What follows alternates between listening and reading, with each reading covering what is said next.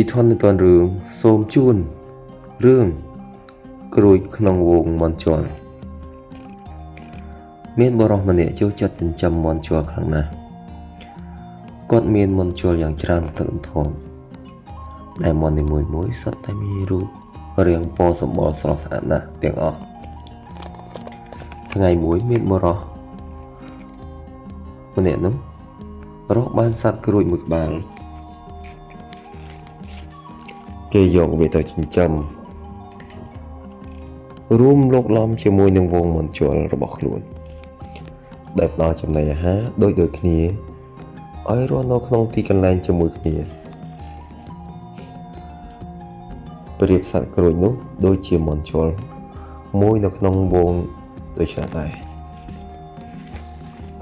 គួរឲ្យអានិច្ចាសត្វក្រួយនោះទោះបីជាមានម្ចាស់ចិញ្ចឹមឲ្យរស់នៅរួមជាមួយនឹងមន់ជលតែមន់ជលក៏មិនដែលបានផ្ដល់នូវក្តីមេត្តាអ្វីដល់ខ្លួនឡើយហើយថែមទាំងស្អប់ខ្ពើមមិនព្រមឲ្យចូលរួមក្នុងវងឲ្យស៊ីតែក្របស្រូវតែនៅសេសសល់ឬជួនកាលសល់តែសម្បកអង្កាមនិងមិនត្រឹមតែប៉ុណ្ណោះទេវាក៏ត្រូវពួកមន់ជលទាំងនោះចាក់ធ្វើបាបរាល់ថ្ងៃផងដែរសត្វក្រួយបានត្រឹមតែទួញសោកស្រណោះខ្លួននិងចង់ឲ្យពួកមន់ជលមានក្តីអាណិតអាសូរដល់ខ្លួនតែក៏គ្មានមន់ណាមួយយកចិត្តទុកដាក់នោះឡើយ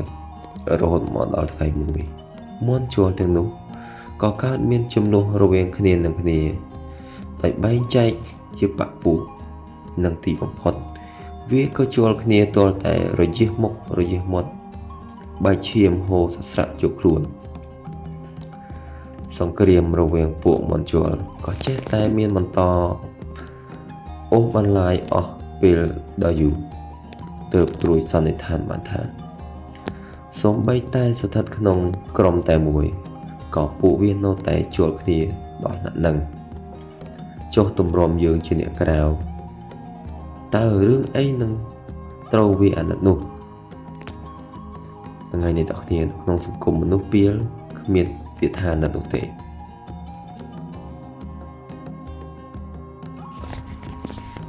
រឿង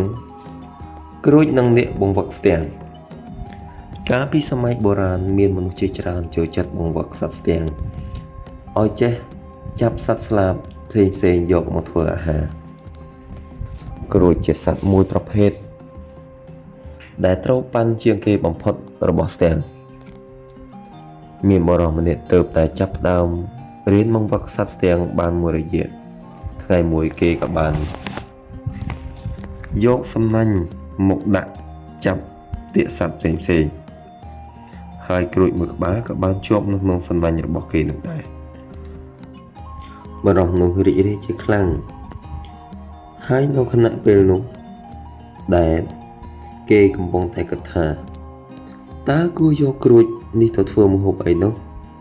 ក្រួយក៏ស្រែកអង្វរឲ្យបរិះនោះទុកជីវិតឲ្យដល់ខ្លួនផងអោលោកអ្នកបង្វឹកស្ទាំងដោះខ្លាំងពូកែអើយសូមមេត្តាដោះលែងខ្ញុំទៅខ្ញុំនឹងតបស្នងសងគុណលោកវិញយ៉ាងគប់ចិត្តបំផុតបរិះបង្វឹកស្ទាំងក៏សួរទៅវិញតើឯងមានស្អីតបស្នងដល់យើងទៅបើឯងគ្រាន់តែជាសត្វក្រួយតូចតែប៉ុណ្ណោះក្រួយក៏ឆ្លើយថាបើលោកព្រមដោះលែងខ្ញុំនឹងទៅនិយាយបញ្ឆោតក្រួយដទៃទៀតឲ្យលោកឯងចាប់ខ្ញុំនឹងនាំមកទាំងវងតែម្ដងឲ្យតែលោកសុខចិត្តអ្នកបង្វឹកស្ទាំងអញ្ចឹងគិតមួយសន្ទុះទើបពោលថាតើឲ្យយើងប្រឡែងឯងមកដាច់នឹងកើតអាក្រួយសំគិះយើងគ្រាន់តែរកនឹកមិនទាន់ឃើញថាតើនឹងត្រូវយកឯងទៅស្លោអីតែប៉ុណ្ណោះអ្នកដែលហ៊ានក្បត់នឹងមិត្តភក្តិដើម្បីយករួចតែខ្លួនម្នាក់ឯងនេះ គ្រាន់តែសម្លាប់ក៏ចាត់ទុកថាប្រណីដល់ឯងណាស់ទៅហើយរឿងនេះចង់អប់រំយើងថាអ្នកដែលក្បត់នឹងមិត្តភ័ក្តិឬសុខចិត្តឲ្យនរណាម្នាក់ស្លាប់ក៏ស្លាប់ទៅឲ្យតែរកខ្លួនឯងគឺជាមនុស្សដែលមិនគួរសាច់គប់នោះឡើយ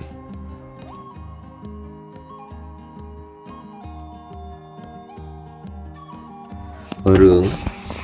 ឆ្កែព្រៃនិងវងឈាមមានឆ្កែព្រៃសំពឹកមួយក្បាលដែលមិនសូវចាប់បានសត្វមកធ្វើចំណីដូចឆ្កែព្រៃដទៃផ្សេងឡើយវាគិតតែរកឧបាយកលយ៉ាងណា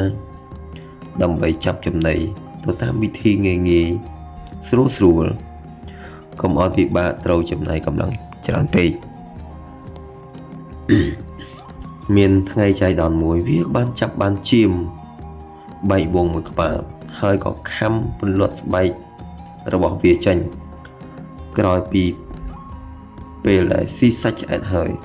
វាក៏នឹកឃើញវិធីបន្លំខ្លួនឲ្យដូចជាសត្វឈាមហើយចូលទៅរស់នៅជាមួយនឹងវងឈាមលុះដល់ពេលយប់ទៅវាចាប់ឈាមទាំងនោះស៊ីម្ដងមួយគិតឃើញដូច្នេះហើយវាក៏ពំស្បែកឈាមដែលវាបានចាប់ស៊ីនោះទៅលាងទឹកសម្អាតឲ្យស្អាតរួចយកមកពាក់លើខ្លួនរបស់វាហើយក៏ដើរទៅបន្លំខ្លួនជាមួយនឹងវងឈាមលុះដល់ពេលល្ងាចសត្វខ្វៀលអ្នកខ្វៀលឈាមក៏គៀងឈាមរបស់ខ្លួនបញ្ចូលទៅក្នុងក្រោលដោយមិនបានចាប់ព្រឹកថានៅក្នុងវងឈាមនោះមានឆ្កែព្រៃមួយក្បាលកំពុងតែបន្លំខ្លួនឡើយឆ្កែព្រៃឃើញដូច្នេះក៏លួចញញឹមសង្ឃឹមក្នុងចិត្តថាផែនការរបស់ខ្លួនពិតជាបានសម្រេចជាមិនខានឡើយពេលព្រលប់នោះម្ចាស់ឈាមស្រាប់តែនឹកឃើញឃ្លានចង់ស៊ីសាច់ឈាមស្របពេលគ្នានោះដែរប្រពន្ធរបស់គេក៏បានរោមឈាមយកមកទៅកាត់អាវផងដែរទុកពាក់ការពារក្នុងរដូវរងា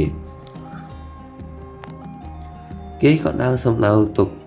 ក្រោយឈាមហើយក៏ចាប់យកឈាមមួយក្បាលចេញមកប៉ះចំឈាមខ្លាំងៗនោះតែម្ដងឆ្កែព្រៃត្រូវខ្សែសង្ខារដោយមិនទាន់ទាំងបានស៊ីសាច់ឈាមក្នុងក្រោលណាមួយនៅឡើយផងរឿងនេះចង់អប់រំឲ្យយើងថាកម្មស្នងកម្មមនុស្សអាក្រក់តែងទទួលបានផលអាក្រក់ត្រឡប់ទៅវិញ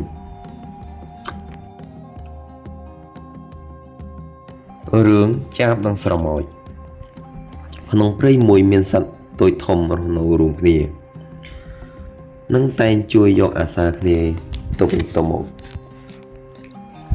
ធ្វើឲ្យព្រៃនោះមានតែក្តីសុខស្ងប់ស្ងាត់ជារៀងរហូតមកថ្ងៃមួយមេឃស្រឡះល្អព្រះអាទិត្យជារស្មីចែងចាំងគ្មានអ្វីគួរឲ្យមន្ទិលថានឹងមានព្យុះភ្លៀងនោះឡើយសត្វស្រមោចមួយក្បាលក៏ចេញស្វែងរកអាហារយកទៅត្រៀមអំរងទុកសម្រាប់រដូវរងាដែលនឹងខិតជិតដល់ខាងមុខស្រមោចស្វែងរកគ្រប់ច្រកគ្រប់ហកទាល់តែប្រទះឃើញអាហារនៅក្បែរមាត់ទឹកមួយកន្លែងទើបវាត្រៀមដឹកជញ្ជូនអាហារនោះទៅទុកក្នុងឯសម្បុករបស់ខ្លួនវិញតែចៃដន្យអាក្រក់វាក៏បានផ្លត់ជើងធ្លាក់ចូលក្នុងទឹកភ្លាមទៅនៅក្នុងខណៈពេលដែលស្រមោចកំពុងតែប្រវីប្រវារកកលតែនឹងលិចទៅក្នុងទឹកទៅហើយនោះស្រាប់តែមានសត្វចាបមួយក្បាលកំពុងតែត្រដុសស្លាបនៅលើមែកឈើក្បែរមាត់ទឹកបានក៏លេចទៅឃើញល្មមវាក៏ប្រញាប់ប្រញាល់ពំស្លឹកឈើមួយសន្លឹកយកទៅទម្លាក់ចំកន្លែងដែលស្រមោចកំពុងតែលង់ទឹកទើបស្រមោចនោះអាចរួចរស់ជីវិតដោយសារការជួយសង្គ្រោះរបស់សត្វចាបក្រោយពីហេតុការណ៍នោះកើតឡើងមិនបានប៉ុន្មានផងសត្វចាបក៏ស្ទើរតែភ្លេចទៅហើយថាខ្លួនធ្លាប់បានជួយជីវិតស្រមោចមួយក្បាលវាស្រែកច្រៀងទៅទះស្លាប់យ៉ាងសប្បាយរីករាយដោយមិនបានដឹងថានៅក្បែរខ្លួនមានព្រិនព្រៃម្នាក់កំពុងតែតម្រង់ចុងកំភ្លើងបងប្រឡាយជីវិតខ្លួនឡើយព្រមពេលនោះស្រមោចឃើញដូច្នេះក៏រួចរវៃយ៉ាងលឿន សំដៅទៅរកនាយព្រានហើយត្បល់ចូលទៅក្នុងអាវរួចខំនាយព្រានយ៉ាងពេញដំណើរ